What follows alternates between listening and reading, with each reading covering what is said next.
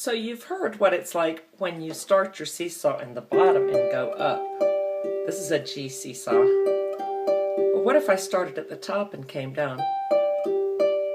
So with it go, I'm going to do a C in the left hand, G in the right. Roving thumb, seesaw. So if I start at the bottom of my seesaw, it's going to sound like. If I start at the top and come down, it's going to be.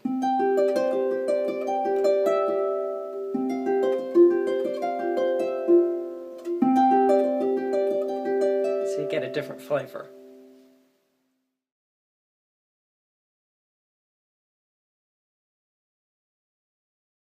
So do your seesaws coming from the top down with all the things you did before, like the A and the E, offset by a fifth, the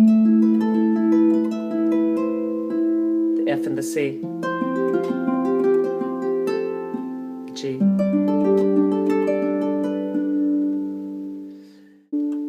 Again, to break it down really slowly, let's start on 2 Ds and just do the beginning of it. Just to get the idea of them going opposite. And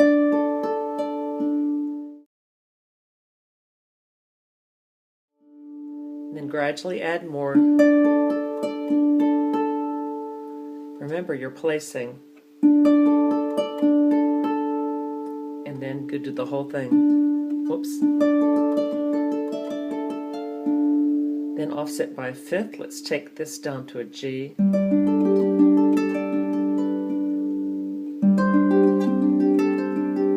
To an offset by a fourth, I took that to a C.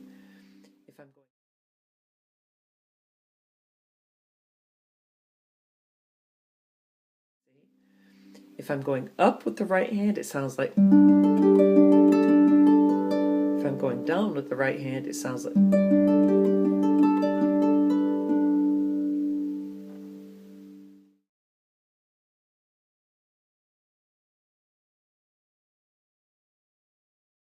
Then you can start to improvise, sometimes going up with the right hand, sometimes down, and sometimes offset by different things. Some of them won't sound good, and you can just move on to the next, as in the double strung. Happy accidents are always fine, just move on to something else so it resolves. So I'm going to try going up with my right hand and offset by a third, so C and then up to an E, and just see what happens. That'd be great for storytelling if you wanted a water effect. Or it can come down from the top.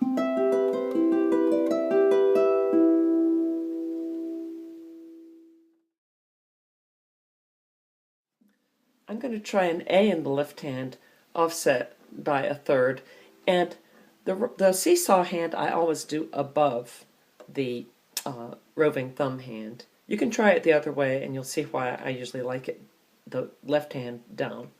So let's see what happens if I'm offset by a third, A here and C here.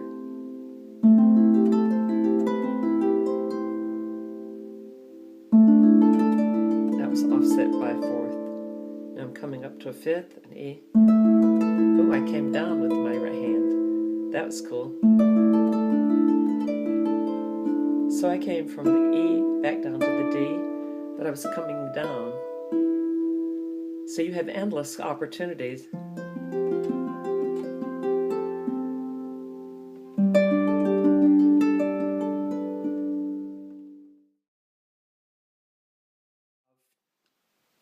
These are like the building blocks for improv.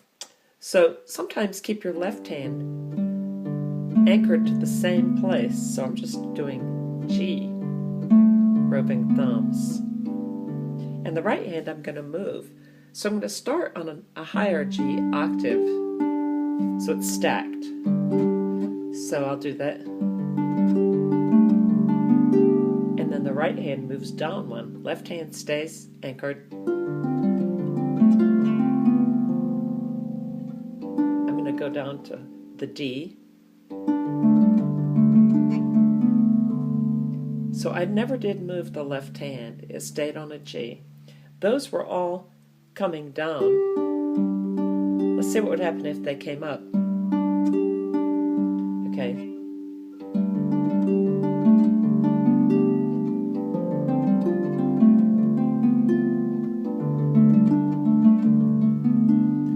decide what you like best and experiment.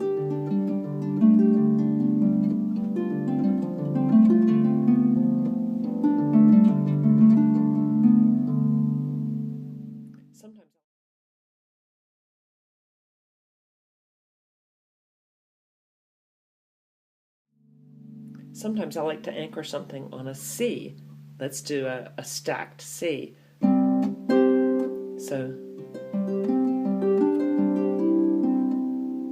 and then if I come down one, it's going to sound bad. I don't like that. I don't usually like the 1-5-8 right below the name of the chord. So this is tuned in C. And these are all very cool. But the one that doesn't sound good is the one right before that tonic note. So I'm going to stack my C's and then come down to a G here. I'm going to stay anchored here. Then I'm going to come down to the F. Let's see what would happen if I went to the E. I'm going to come down with my right hand.